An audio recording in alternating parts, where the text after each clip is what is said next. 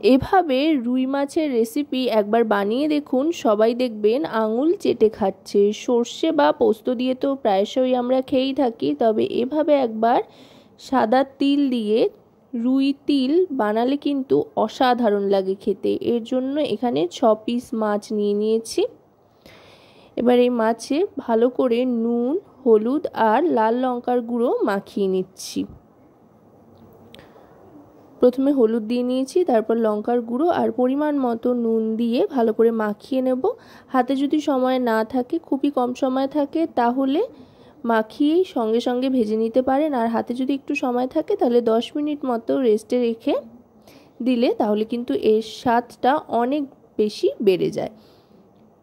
এবার বানিয়ে নেব তিলের একটা মশলা। এর জন্য নিয়ে নিচ্ছি সাদা তিল বেশ খানিকটা পরিমাণে, মোটামুটি বড় চামচের 2 চামচ মতো সাদা তিল এখানে নিয়ে নিলাম। এবার এর সাথে নিয়ে নেব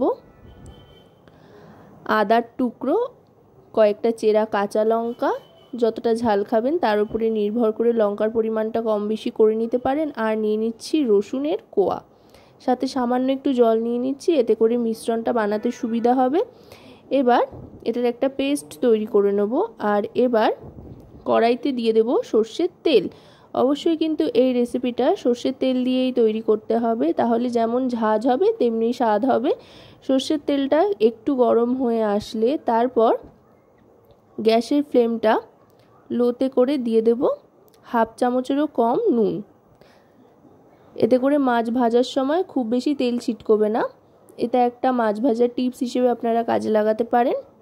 এবার এক এক করে মাছের পিসগুলো দিয়ে দিচ্ছি। মাছটা কিন্তু বেশ কড়া করে ভেজে নিতে হবে। এই রেসিপির জন্য কিন্তু মাছটা কড়া করে ভাজতে হবে, তাহলে কিন্তু একদম পারফেক্ট একটা টেস্ট আসবে। মাছটা এপিট ওপিট করে ভেজে নিচ্ছি। আমি দুটো ব্যাচে সবকটা মাছ ভেজে নেব। মাছগুলো কিন্তু ভাজা হয়ে গিয়েছে। এবার মাছটা তুলে নিচ্ছি। শুধুমাত্র মাছটা ভাজতে আর তিলের পেস্টটা তৈরি করতে যতটা সময় লাগে, তারপর কিন্তু এই রান্নাটা তৈরি করতে খুব বেশি সময় লাগে না। চটজলদি একদম অনুষ্ঠান বাড়ির স্বাদের একটা মাছের রেসিপি কিন্তু আপনারা যে কোনো সময় বাড়িতে বানিয়ে নিতেই পারেন, অসাধারণ লাগবে খেতে। এবার গ্যাসের ফ্লেমটা একদম লোতে করে দিয়ে তিল, আদা, রসুন আর লঙ্কার যে পেস্টটা তৈরি করে রেখেছিলাম সেটা দিয়ে দিলাম। এবার এটাকে ভালো করে কষিয়ে নেব। মোটামুটি কিন্তু গ্যাসের ফ্লেমটা মিডিয়াম টু লোতে রেখেই এবার গোটা রান্নাটা করতে হবে। এবার দিয়ে দিচ্ছি এতে টমেটো বাটা। একটা ছোট টমেটো এখানে বেটে নিয়েছি, সেটাই দিয়ে দিলাম। খুব বেশি টমেটো বাটার কিন্তু প্রয়োজন নেই, জাস্ট গ্রেভির জন্য আর সুন্দর একটা কালারের জন্য এখানে টমেটোটা ব্যবহার করা হচ্ছে।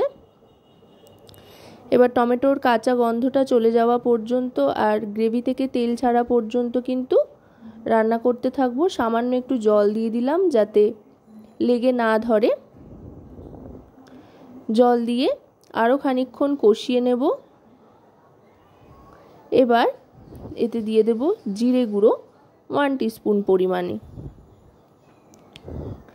তারপর দিয়ে দেব কাশ্মীরি রেড চিলি পাউডার, এতে করে সুন্দর একটা রং আসবে। আর হলুদ গুঁড়ো কিন্তু আমি ব্যবহার করছি না, আপনারা চাইলে ব্যবহার করতে পারেন, তবে না দিলেও খুব একটা কিছু সমস্যা নেই এতে। এটা ঠিক হলুদ ছাড়াই বেশ ভালো লাগে। আর দিয়ে দিলাম পরিমাণ মতো নুন। নুন, লঙ্কা আর জিরে গুঁড়ো দিয়ে ভালো করে মিশিয়ে নিচ্ছি। দেখুন সুন্দর একটা কালার এসছে আর তেলও ছাড়তে আরম্ভ করেছে। এই সময় কিন্তু গ্যাসের ফ্লেমটা একদম লোতে করে দেব, যেহেতু টক দই দিচ্ছি। এখানে 25 গ্রাম টক দই একদম ভালো করে ফেটিয়ে নিয়েছি, যাতে একটুও লাম্পস না থাকে সেদিকে লক্ষ্য রেখে সেটাই দিয়ে দিলাম।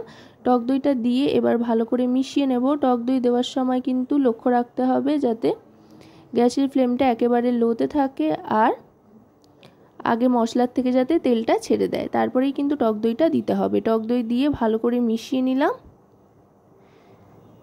এবার দিয়ে দিচ্ছি পরিমাণ মতো চিনি। যেহেতু টক দইয়ের ব্যবহার করেছি তাই অবশ্যই কিন্তু চিনিটা দিতে হবে। চিনি দেওয়ার পরও দেখুন আবার খুব সুন্দর কিন্তু তেল ছাড়তে আরম্ভ করেছে আর দারুণ একটা টেক্সচার এসছে, একদম অনুষ্ঠান বাড়ির গ্রেভির মতো হয়েছে। এবার দিয়ে দিচ্ছি ঈষৎ উষ্ণ গরম জল।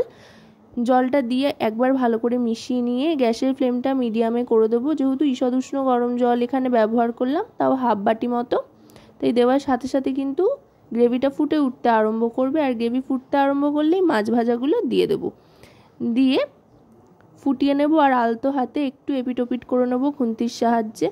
আশা করব রেসিপিটি আপনাদের ভালো লাগবে। ভালো লাগলে অবশ্যই রান্নাবাটি চ্যানেলটিকে সাবস্ক্রাইব করে লাইক শেয়ার কমেন্টের মাধ্যমে আমাদের পাশে থাকবেন আর পাশে থাকা বেল আইকনটি অন করে দেবেন সবার আগে সমস্ত রকম নতুন রান্নার নোটিফিকেশান পাওয়ার জন্য। কারণ আপনাদের নিয়ে আপনাদের জন্যই কিন্তু আমাদের চ্যানেল রান্নাবাটি, তাই আপনাদের প্রত্যেকটা লাইক শেয়ার কমেন্ট সাবস্ক্রাইব কিন্তু আমাদের অনেক অনেক উৎসাহিত করে নতুন নতুন ভিডিও তৈরির জন্য। দেখুন টকবক করে কিন্তু ফুটতে আরম্ভ করেছে। এবার 1 মিনিট মতো স্ট্যান্ডিং টাইমে রেখে গ্যাসের ফ্লেমটা অফ করে দিয়ে সার্ভ করে দিচ্ছি গরম গরম এই তিল রুই, যেটা খেতে কিন্তু দুর্দান্ত লাগে আর তার সাথে সাথে স্বাদ বদলও অবশ্যই হবে, কারণ সর্ষে রুই বা পোস্ত রুই তো অনেক হয়েছে। এবার একবার তিল রুই এভাবে বানিয়ে দেখুন আর গরম গরম ভাতের সাথে দুপুরবেলা জমিয়ে খান আর অবশ্যই কমেন্টের মাধ্যমে জানান কেমন হয়েছে। তবে আজকের মতো এ পর্যন্তই, আবার খুব শিগগিরই চলে আসব নতুন আরেকটি ভিডিওর সাথে। আপনারা সবাই ভালো থাকুন, সুস্থ থাকুন আর রান্নাবাটির সাথে থাকুন।